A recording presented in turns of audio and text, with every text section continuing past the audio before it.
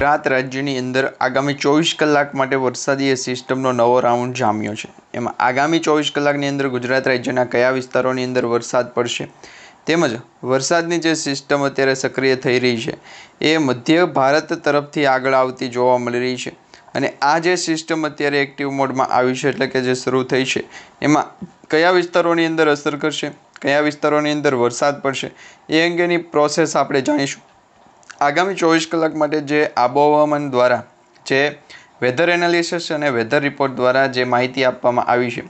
એ પ્રમાણે શું ખરેખર વરસાદી સિસ્ટમનો નવો રાઉન્ડ શરૂ થશે। કૃતિકા જે નક્ષત્ર છે એ બેસવાનું છે અને આ નક્ષત્રની અંદર મિત્રો એવું માનવામાં આવી રહ્યું છે કે જો વીજળીના કડાકા ભડાકા થાય તો વરસ સારું જાય। તો આ નક્ષત્ર એટલે કે કાર્તિકા નક્ષત્રની અંદર જે ચોમાસાની ઋતુ છે એ શરૂ થવાની છે। તો આ ચોમાસાની ઋતુની અંદર ગુજરાત રાજ્યનું વાતાવરણ કેવું રહેવાનું છે તેમજ અપડેટ એવી સામે આવી રહી છે કે આ વાતાવરણની અંદર કેટલી અસર પડશે। તો અત્યારે મિત્રો તમે ચેક કરી શકો છો એ પ્રમાણે દક્ષિણ ભારતની અંદર સમગ્ર વિસ્તારને અત્યારે ચોમાસું છે કવર કરી રહ્યું છે, પરંતુ આગામી 24 કલાક માટે ગુજરાત રાજ્યને પણ હાઈ એલર્ટ ઉપર દર્શાવવામાં આવ્યું છે, જેમાં અમુક વિસ્તારને તો ઓરેન્જ એલર્ટ આપવામાં આવે છે, અમુક વિસ્તારોને છે એ રેડ એલર્ટ આપવામાં આવ્યા છે। તો આ ગુજરાત રાજ્યની અંદર જે વાતાવરણની અંદર જે ઓરેન્જ એલર્ટ અને રેડ એલર્ટ જે આપવામાં આવ્યા છે એના ભાગરૂપે જોવા જઈએ તો વાતાવરણીય સિસ્ટમ છે અત્યારે અપડેટ થતી જોવા મળી રહી છે અને આ સિસ્ટમના જે મોટા ભાગના વિસ્તારો છે એ વિસ્તારોને અત્યારે કવર કરવામાં આવે તો વરસાદની અંદર કોઈપણ એવા પ્રકારની જે અપડેટ થતી સામે આવી નથી જેની અંદર વાતાવરણીય સિસ્ટમ છે એ એક્ટિવ હોય, પરંતુ અત્યારે વરસાદીય સિસ્ટમ જે એક્ટિવ થઈ છે એ એક્ટિવ થતી જે સિસ્ટમની અંદર ગુજરાત રાજ્યનું વાતાવરણ છે એની આબોહવામાનની અંદર મોટો ફેરફાર થતો જોવા મળી રહ્યો છે અને આ આબોહવામાનની અંદર ગુજરાત રાજ્યનું વાતાવરણ એવું કહેવા માગે છે કે અંબાલાલ પટેલ, પરેશભાઈ ગોસ્વામી અને જે ગુજરાત રાજ્યના જાણીતા હવામાન નિષ્ણાત છે એમના દ્વારા અને હવામાન વિભાગો દ્વારા જે આગાહીઓ કરવામાં આવી રહી છે એ આગાહીઓના ભાગરૂપે વાતાવરણીય સિસ્ટમના મોટા પ્રકારના જે ફેરફારો છે થતા જોવા મળી રહ્યા છે અને આ સિસ્ટમના ફેરફારોની અંદર વરસાદનો જે નવો રાઉન્ડ છે એ પણ શરૂ થશે અને વરસાદના નવા રાઉન્ડની સાથે સાથે ગુજરાત રાજ્યની અંદર આગામી 24 કલાક માટે જે વાતાવરણની અંદર ફેરફાર થયો છે એ ફેરફાર ગુજરાત રાજ્યને ધરમોળશે, કારણ કે વરસાદની અંદર જે સિસ્ટમ અત્યારે એક્ટિવ થઈ હોય એ સિસ્ટમના ભાગરૂપે ગુજરાત રાજ્યનું વાતાવરણ છે એ ખૂબ જ અત્યારે ઘેરાવાદાર જોવા મળી રહ્યું છે। વાતાવરણની અંદર જે સિસ્ટમ એક્ટિવ થતી હોય છે એમાં ખાસ કરીને મોટાભાગના એવા વિસ્તારો કે જ્યાં અત્યારે વરસાદનો જે નવો રાઉન્ડ છે એ શરૂ થતો હોય છે અને આ વરસાદના નવા રાઉન્ડની અંદર અત્યારે મિત્રો આબોહવામાન પણ એવું કહી રહી છે કે ગુજરાત રાજ્યની અંદર વાતાવરણીય સિસ્ટમની અંદર છે એ ફેરફાર થશે। તો અત્યારે જે વરસાદનો નવો રાઉન્ડ શરૂ થયો છે એ રાઉન્ડની અંદર પણ તમે ચેક કરી શકો છો એ પ્રમાણે જે ઘેરાવો છે એ સમગ્ર દક્ષિણ ગુજરાતથી લઈને સૌરાષ્ટ્ર ગુજરાતના જે લાગુ વિસ્તારો છે એ તરફ આગળ જતો દેખાડવામાં આવી રહ્યો છે અને આ વરસાદના આ વખતનો જે ગુજરાત રાજ્યની અંદર હવામાનનો ફેરફાર છે એની અંદર મિત્રો તમે ચેક કરી શકો છો કે વાતાવરણનો જે સિસ્ટમનો ઘેરાવો છે એ સ્ટ્રક સ્વરૂપે આગળ વધી રહ્યો છે અને આ સ્ટ્રક સ્વરૂપે જ્યારે પણ વરસાદનો ઘેરાવો આગળ વધે ત્યારે આગામી 24 કલાક માટે પણ વરસાદની જે સિસ્ટમ છે એની અંદર મોટો ફેરફાર થતો જોવા મળી રહી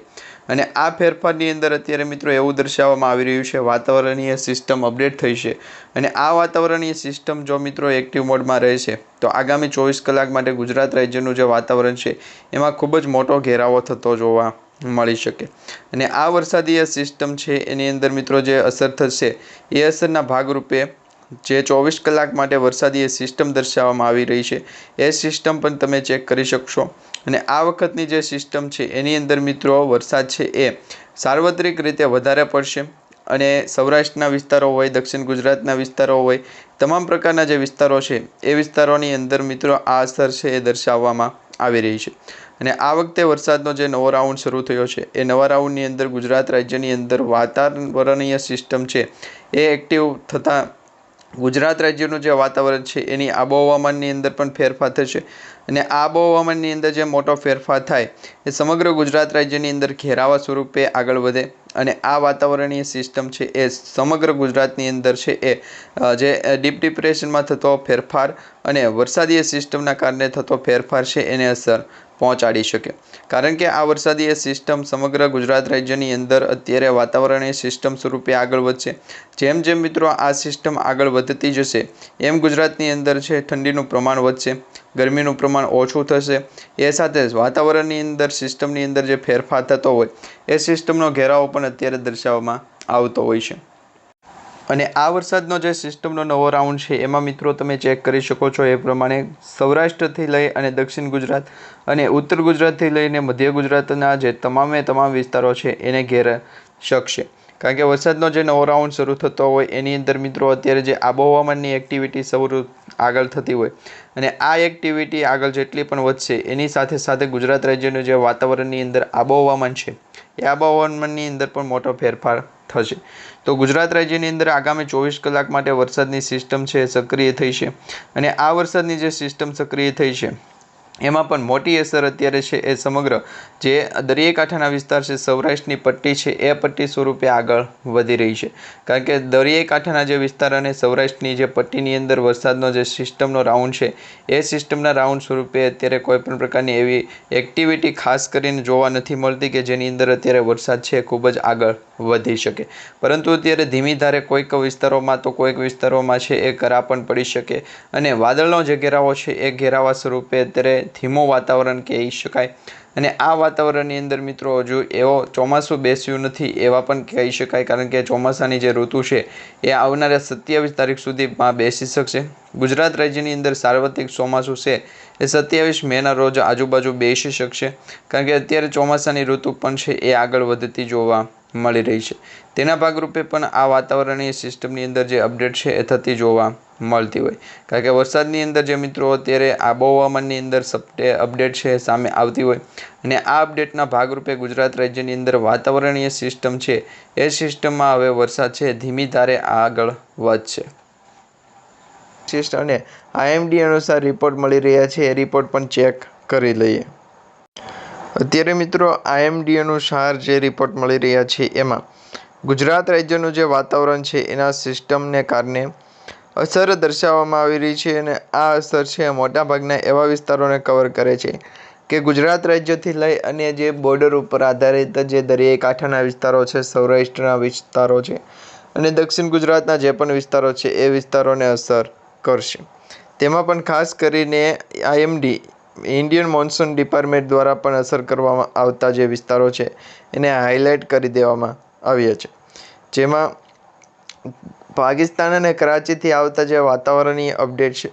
એ અપડેટ પણ સીધી અસર કરશે અને વેધર ફોરકાસ્ટના કારણે પણ અપડેટ થઈ રહી છે.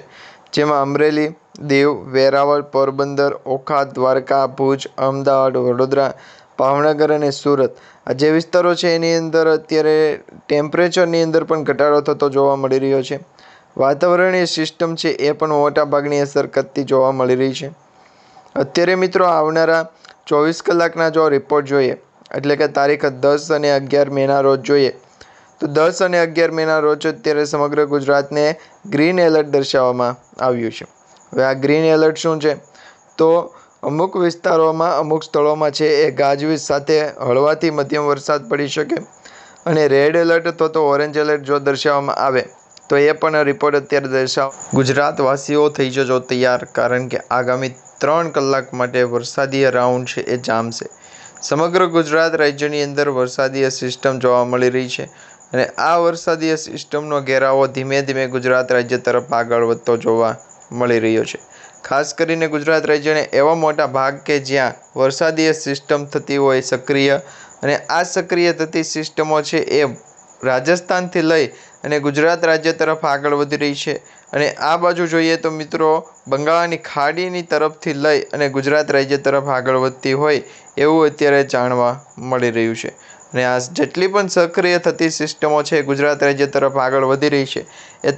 તમામ અસરો છે ગુજરાત રાજ્યના દક્ષિણી વિસ્તાર, સૌરાષ્ટ્ર વિસ્તાર, મધ્ય ગુજરાત અને ઉત્તર ગુજરાતના ભાગો અને પૂર્વ ગુજરાતના જે ભાગો છે એ ભાગોને અસર કરશે.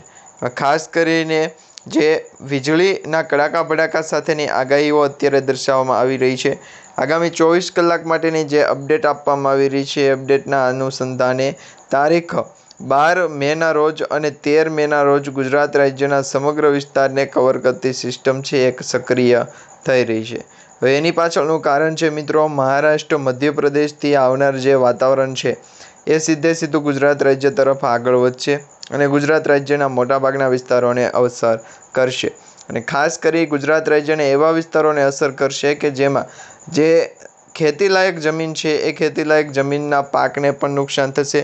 અને જે પણ ખેડૂતોએ પાક નુકસાનના સર્વેના આધારે જે જમીન ઉપર આધારિત છે એ અપડેટ મેળવ્યા છે એવા ખેડૂતો પણ આજનો વિડીયો અંત સુધી જોતા રહે, કારણ કે આજે આપણે અપડેટ આપવાના છીએ, માહિતી આપવાના છીએ કે વરસાદની જે સિસ્ટમ લો પ્રેશર સિસ્ટમ છે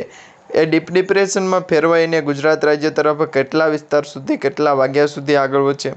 કઈ કલાકમાં કેટલું નુકસાન કરશે, કેટલો વરસાદ પડશે એ અંગેની અપડેટ જાણીશું. તો મિત્રો એના માટેનો આ વિડીયો છેલ્લે સુધી જોતા રહેજો. હવે તમને જણાવી દઈએ તો વરસાદની જે સિસ્ટમ અત્યારે એક્ટિવ મોડમાં આવી છે, એટલે કે વરસાદની મોસ્ટ જે સિસ્ટમ છે એ સક્રિય થતી ગણાઈ રહી છે. ને આ સક્રિય થતી જે વરસાદની સિસ્ટમ છે એમાં ગુજરાત રાજ્ય તરફ આગામી 24 કલાક માટે ગુજરાત રાજ્યને ઢમલોળે એવી અત્યારે અપડેટ સામે આવી રહી છે. ખાસ કરીને ગુજરાત રાજ્યના મોટાભાગના વિસ્તારોને યલો એલર્ટ જાહેર કરવામાં આવ્યું છે. રેડ એલર્ટ અને